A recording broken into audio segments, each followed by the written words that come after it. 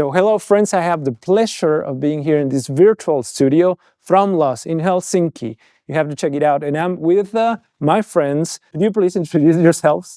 Hello, I'm Emil, Emil Sallinen, and I've been making films and moving pictures for like maybe, well, I started as a kid, but it's maybe 15 years. Yeah. And I'm Artur, nice to be here. And I'm also made movies for maybe as long because we made movies together since 2006. That's when we made our first short film. And after that, we made a bunch of short films and documentaries and all that kind of stuff. And now we are here. And we are our own production company.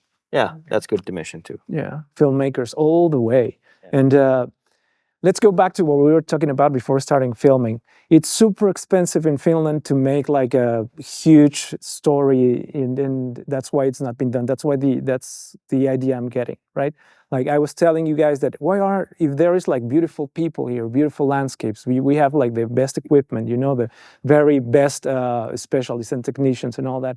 Why are not we doing like blockbusters, fantasy movies and all that? Is it expensive? And that makes me think about taxes, maybe too high salaries, or what would be the impression you have? Yeah, well, I don't know super much about this in a way, but I think like there's this tax subsidized system, of course we have, but it's very popular and all the money is drained before the half of the year has gone. But it all boils down to the funds. We have different like places one can apply for money when you make a film, but it's super hard to get big budgets here because we're a small country with a small film industry. For example, when I was in Berlin on a film festival, they had the place was divided into 3 levels, yeah, and then you had Europe in one level, and in that you had a huge room for the France filmmaking, and one for the Germans, and one for the Spanish, and then you had one room a little bit smaller for the Nordic countries. One room for Nordic countries, and the Finnish people, like the Finns, had one table In the small room. so that put things into scale for me. Like you're a very small market, and I think it all starts with good stories. If you generate good stories, we can make good films, no matter the budget, basically. But this is a very complicated and big question. Artur said it boils down to money. That's very true, but that's why it's super important, even more important when you have limited resources, to have like a proper vision. The Finnish Film Foundation, that is one of the main instruments that finances films in Finland. Basically, you can say without the Finnish film, without funding from them, you can't make a film, feature-length film in Finland. Basically, there's some have been made, but mostly you need those guys in. They have a huge say in also what direction the films are taken to. You mentioned the Finnish nature, and so that could be like one strategy or one vision. That let's focus, instead of making films of Finnish male alcoholics, that's been made through the centuries, like all these musicians and composers and all these artists. Why not take the small amount of money we have and invest them in, if we want to do it, and invest them in kind of more like a global film, make a push for the global, because then it starts kind of feeding itself. Because then when you make attractive, for example, think New Zealand, which is not too much bigger of a country than Finland. Yes, they have the native language of English, but that's how they started, and it creates this kind of positive loop where they suck resources and also knowledge into their country and give it out, and suddenly you have, for example, Sweden have like cinematographers in Hollywood, New Zealand have directors in Hollywood, Finland has had some, but this is how if I have this thought that if you have the vision, you could make a push for it and maybe succeed with it, because we have the infrastructure, we have a great society, great people, great education system, all this. Yeah, so it could be done if you do it, but that needs like a shift, and you have to be very ambitious and also have a clear knowledge of what you are doing and why. But as Emil mentioned, the Finnish Film Foundation is kind of this gatekeeper into the world of TV series and films in Finland. But there's also other funders, for example, Yle, which is the public domain, not public domain, Public service public channel. service. Thank you. And other like distributors, TV channels and all. And I think like Yle first and foremost, but also Finnish Film Foundation, they have this. They have been stipulating that we make films for Finns, right? So if we don't make films about Finland or Finns, who will make them? The Swedes? No one cares. No. So we should make it, but within that thought, there's also this. You kind of border yourself a little bit. You can like there's a lot of Finnish brands that has been very good on the international market. For example, like Moomin and Sisu and the Sawn and like these are well known on the other side of our border. How do you channel that kind of branding into a film? Yeah, one example, for example, if you think like a total different branch, but music, classical music, Finland is like, as far as I know, one of the kind of the superpowers. We have really good, like Sibelius Academia. We tend to get really good musicians and conductors and instrumentalists and all kind of musicians here. We have a music house in the middle of Helsinki. We don't have a film house in the middle of Helsinki. You start studying film when you're 19. And if maybe you started by yourself before that, and now it's easier than the world has changed so much. We filmed on VHS when we were like teenagers. Now you can go to YouTube and study anything, and cameras are kind of also quite cheap to get. Yeah, but I would also like to see a shift in this that you should start to take film more seriously. And first, I played the violin for 10 years from maybe 7 to 17 every day. That was, of course, if Can you you want still play something? No. I was crappy at it. Oh, okay. A violin sounds horrible if you can't play it, so it was horrible. But the point is that why wouldn't you start studying film when you're 7? It's a super big business around here, in the world. Yeah, but this was just a small case. I remember in the beginning, and actually I'm in Finland because at the beginning of the 2000s, there was this huge bands, playing in the States. So I discovered them like Children of Bottom, Nightwish, Hem, the Erasmus, and many others, right? They were making money, they were traveling the world, becoming rock stars, well known in Mexico, huge fans. And most Mexicans I know here, they come here just to visit the places they were playing, like, or rehearsing or something like that. So then I tried to think, why isn't it there not filmmakers that are doing that? Like, I know that these bands weren't thinking about Mexican fans when they were writing these songs, but they starting speaking musically a language that we Mexican enjoyed hearing, So as I was telling you before, why not make some portrait of Finnish culture through the eyes of one of the thousands of foreigners that are here now, but tailored for a foreign country, for the States. So film it in a way that would be appealing to the American taste of films. Then trying to portray Finnish culture from different perspectives. This is drunkards, for example, or musicians that we were talking about, but seeing from another perspective, more. But that's something actually that Aki Kaurismäki has been doing. He found this essence of the Finns in his films, which found their audiences on an international market. His films are very the people are very quiet and they are very sad and they are very they drink a lot, and that's like Finns in a nutshell. And he managed to channel all of that into his films. Yeah, he made it into art. And that's like you talked about Children of Bottom and other bands with a very strong identity. And then we come to this thing how to build or give your film a very strong identity. But we don't need to even channel, you don't need to see it in a way that, we channel the Finnishness through anything. We just need to tell the truth about something. As long as you tell the truth or do something truthful, it will resonate globally. Yeah. It's just the truth with the Finnish taste. Yeah, and this is what Artur was talking about. I think about Aki. Aki Kaurismäki. He kind of managed to encapsulate the truth about us Finns in his films, and that's why they're successful. Well, now that I've been living here for over 10 years, no, it's just 10 years. Yeah, come on. It's not that you are the most serious people ever and that you don't like small talk. No, that's like for the first visitors. But I'm living here. Sometimes you guys speak more than what I could do, you know, or you are more friendly or even noisier when you're partying. We're you know, Swedish like- speaking Finns, so it's a different. Well, yeah. Well, but you're part of the country. You know. And But that's also, I think that's a generational thing. Because, for example, Aki represents a generation like post-war generations. And we are more like this modern Pre-war. generation with Pre-war, yeah. You're either a post-war war or pre-war generation. We are pre-corona. yeah, Pre-war, exactly. pre-corona. No, but we see this world in another way, and the world we've been growing up in has been very different. Yeah, definitely. So I think the Finns also changed in that. But there's like this fun. Okay, we don't need to talk about the Finnish culture in per se, but are like we are still rooted in the same soil. Like we are very trustful. We don't do small talk. We just talk. You know.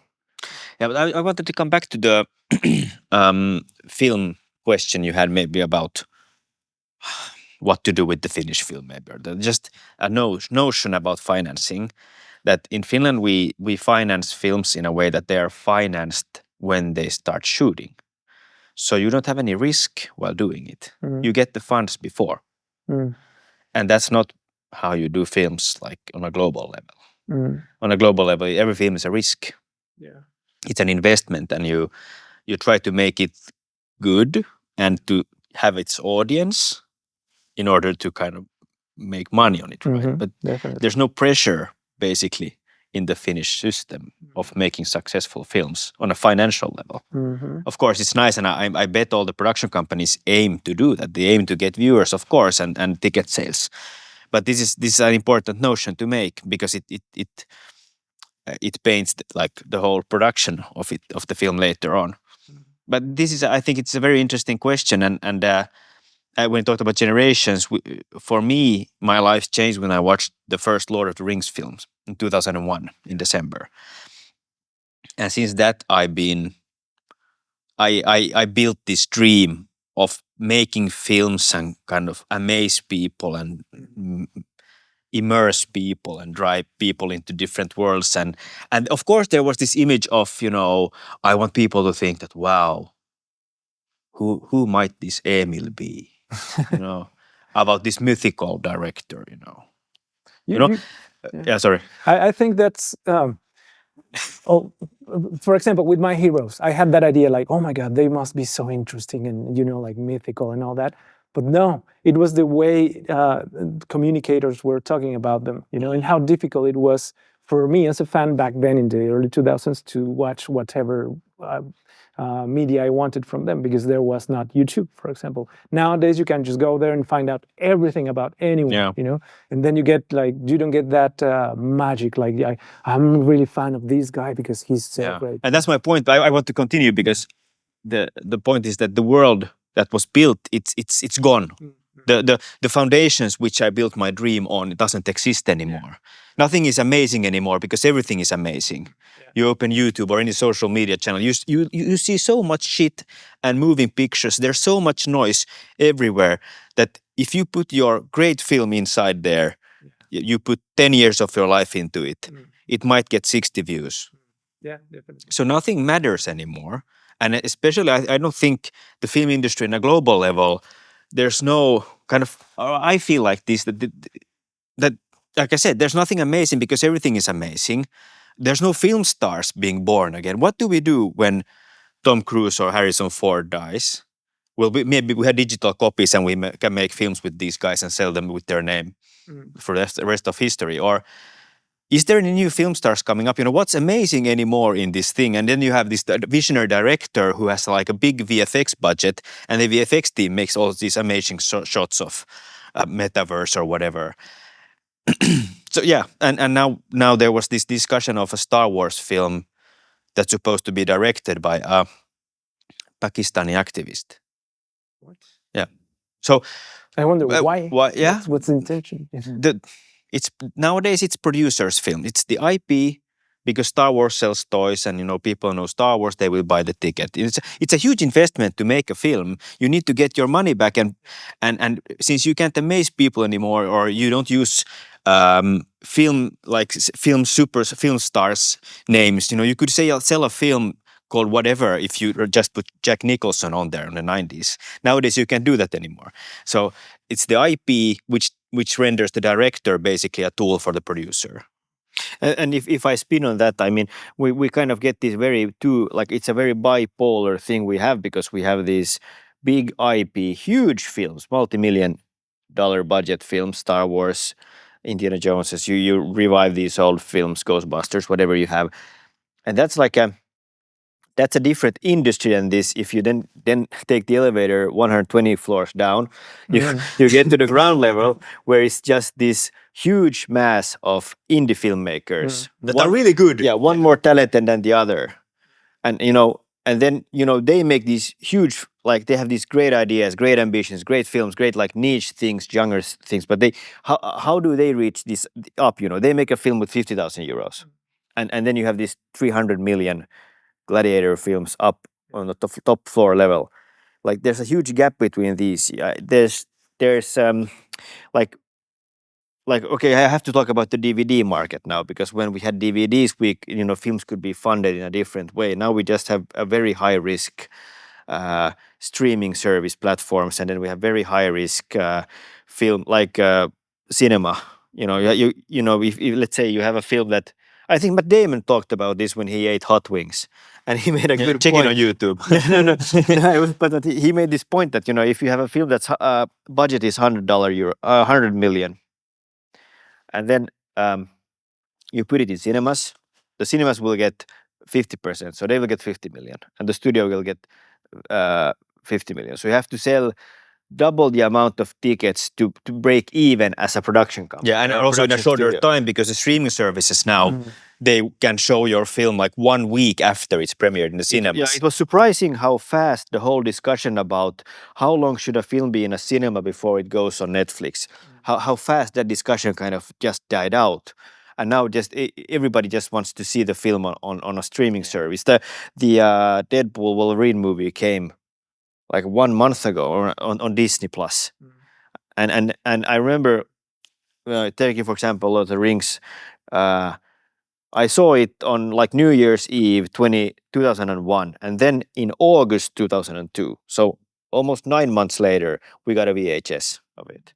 You waited for it for 9 months because it had such a long cinema run, and then there was this time period where nobody could see it. So when it came out on a video or DVD, everybody wanted to buy it, and it has changed a lot. And also, it has changed a lot, Tone.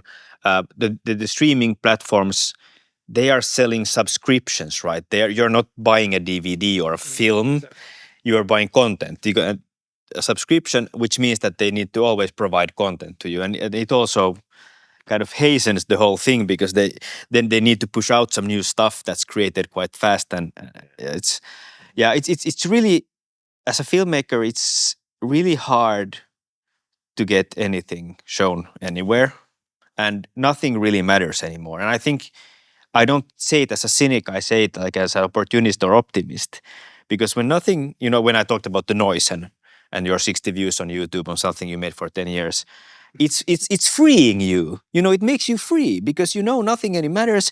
So the only thing that must matter is what I can do, and how I can evolve, and how I can do something that gives me something. And this is when it comes back to the truth. If you're truthful to yourself and trying to, and this is still art, in its best form. So you have the possibility to learn something about yourself and the world and the people around you. I mean, writing films is being people around you, different characters and all this kind of stuff. You have to know people in order to make good films.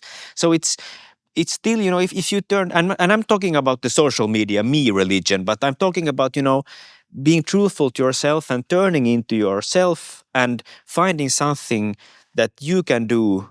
And then you just, try not to become cynical or bitter, but try to evolve your skill and be better at what you are, and find enjoyment in what you do, and be thankful for.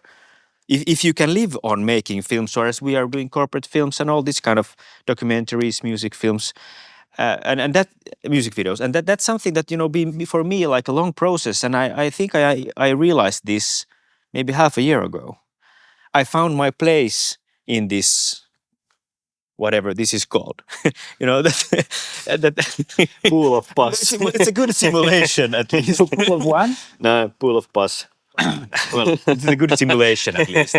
So yeah, but that's the thing, because then you can create something that makes you happy, and because nothing matters anymore. It's The house is burning. yeah, Yeah.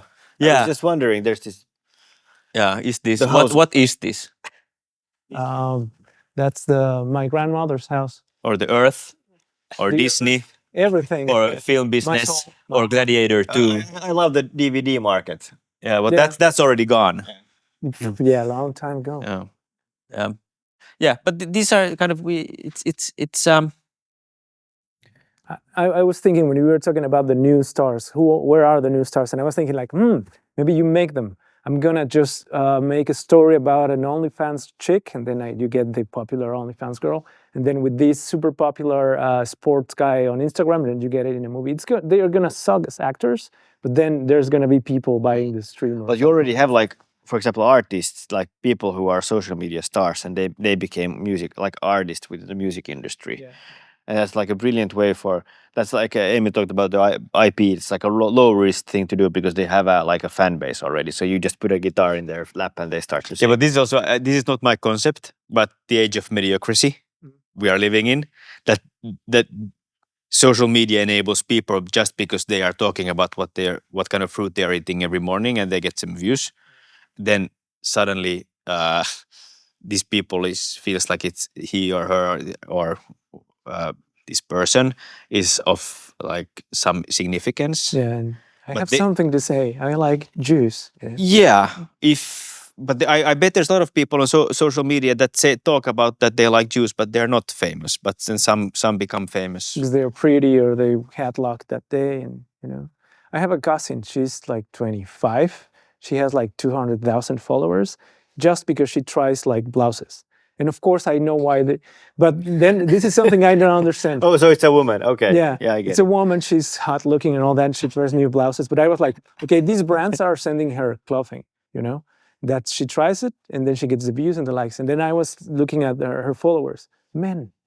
So they are not going to buy the blouses, or maybe as a gift for the girlfriend, maybe. Yeah. But are these brands making a mistake Yeah, here? this is what I'm saying, that nothing makes anymore. Like there's no meaning in anything anymore.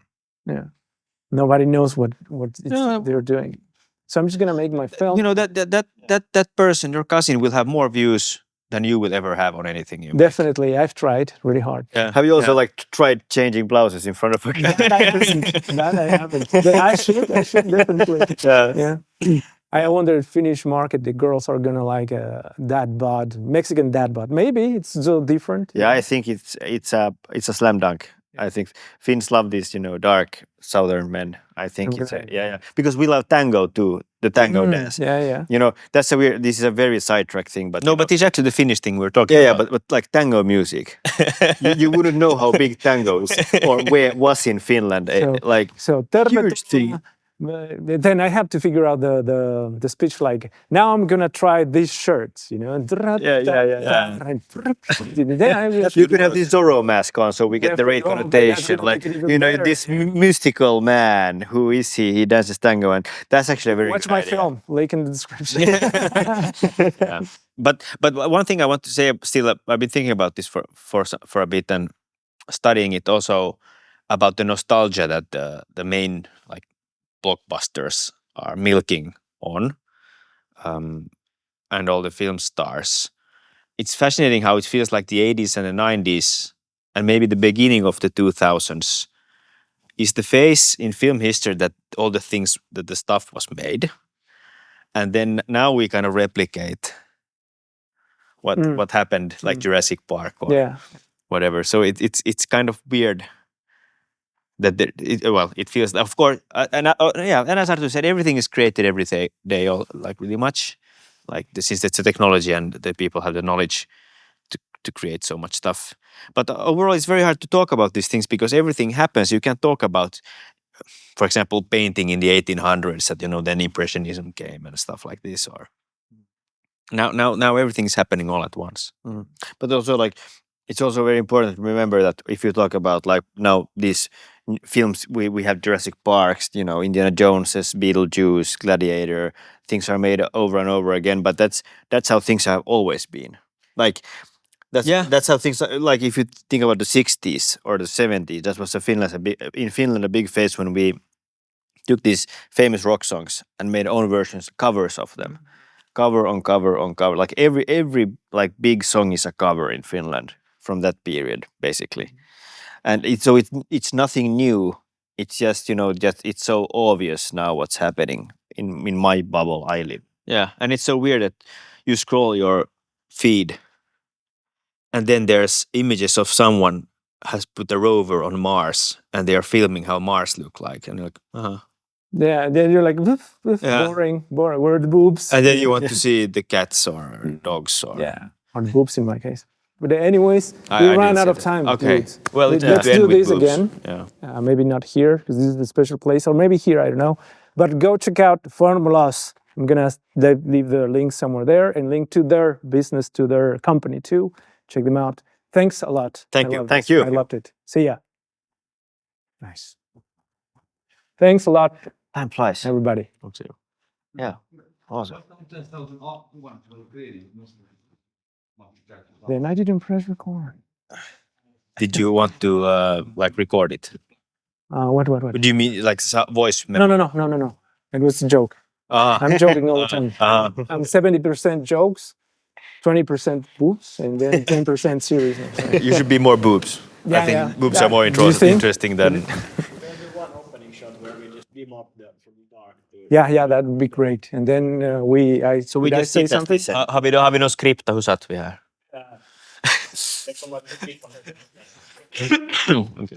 Okay. Should we say something? Actually, I think we were just quiet when we started. Oh. So maybe it's just easier like this. Or maybe welcome to his show. No. Show. I should. This is the first show, not the first episode. I should definitely do it. Mexican and Finland. And I should do everything I told you. OnlyFans and everything. I was thinking, like, why not? What if there is an audience for everything? Hot Mexican trousers. Yeah, you have I think the potential. I think there would be like a very good like chain of things if you think like you're an OnlyFans and you dance tango in your underwear to finance your films. Yeah. Like and you make everybody know that